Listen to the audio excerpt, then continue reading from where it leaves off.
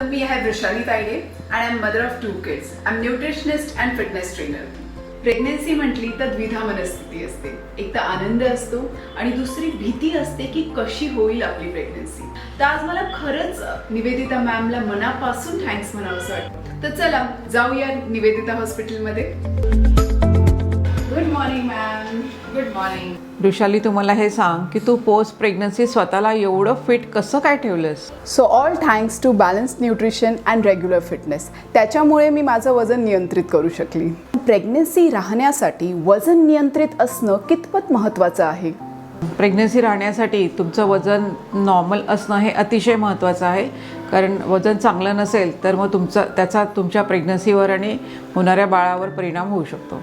तर हे प्रेग्नेन्सी दरम्यान वजन कितपत वाढलं पाहिजे किंवा कितपत नियंत्रित राहिलं पाहिजे? याचे पण काही क्रायटेरियाज आहेत. खूप वजन वाढू नये किंवा खूप कमी पण होऊ नये.